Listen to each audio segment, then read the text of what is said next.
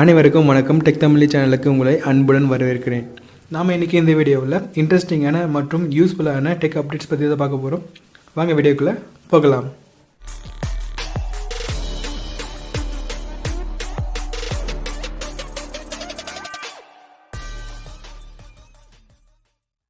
First நம்ம பார்க்க போகிறது வாட்ஸ்அப்பினுடைய ஒரு இன்ட்ரெஸ்டிங்கான அப்டேட் தான். அந்த அப்டேட் என்னென்னு பார்த்தீங்கன்னா, உலக அளவில் அதிகமான மக்களிடையே பயன்படுத்தக்கூடிய ஒரு சேட்டிங் அப்ளிகேஷன் தான் வாட்ஸ்அப். தினமும் அதிகமான மக்கள் வாட்ஸ்அப்பில் மெசேஜ் ஷேர் பண்ணிட்டு தான் இருக்காங்க. பட் இந்த நியூ இயருக்கு நம்மளுக்கு தெரிஞ்சவங்க தெரியாதவங்க ஃப்ரெண்ட்ஸ் ஃபேமிலி எல்லோருக்கும் பார்த்திங்கன்னா நம்மளுடைய நியூ இயர் விஷயத்தை பகிர்ந்திருப்போம். இந்த நியூ இயருக்கு வாட்ஸ்அப் மூலமாக பகிரப்பட்ட மெசேஜ்களோட எண்ணிக்கை மிகவும் அதிகம்.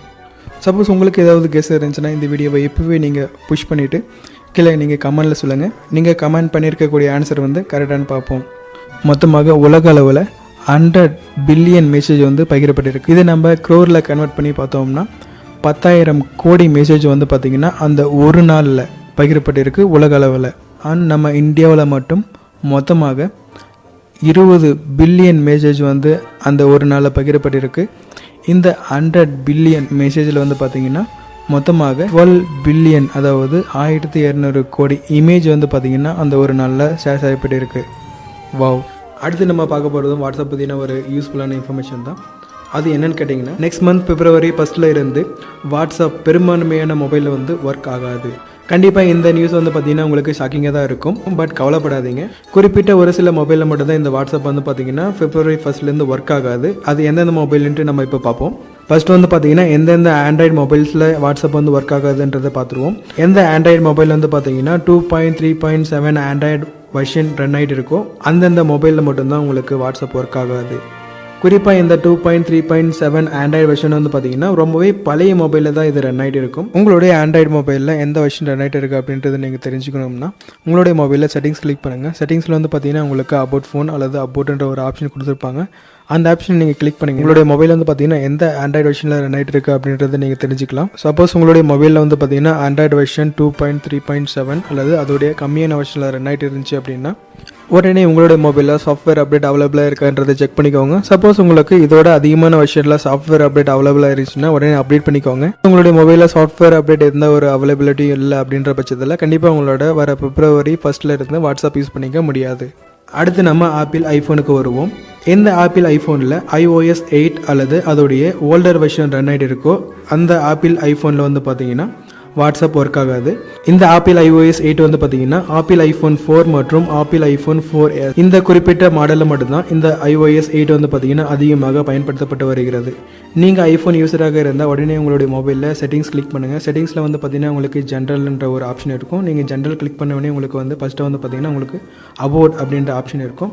நீங்கள் அந்த ஆப்ஷனுக்குள்ளே போய் பார்த்தீங்கன்னா உங்களுடைய iOS எந்த வெர்ஷனில் ரன் ஆகிட்டு இருக்குது அப்படின்னு நீங்கள் தெரிஞ்சுக்கலாம்.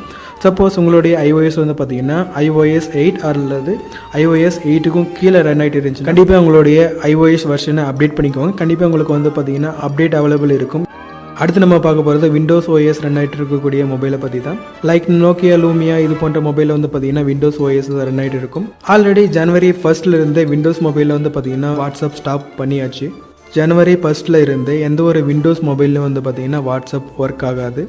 ஓகே, இப்போ ஜியோ ஃபோனுக்கு வருவோம். ஜியோ ஃபோன் 1 இருக்கட்டும் ஜியோ ஃபோன் 2 இருக்கட்டும், இரண்டு மொபைலுமே எந்த மொபைலில் KAIOS 2.5.1 ரன் ஆகிட்டு இருக்கோ அந்த மொபைலில் வாட்ஸ்அப் பார்த்திங்கன்னா ஒர்க் ஆகாது.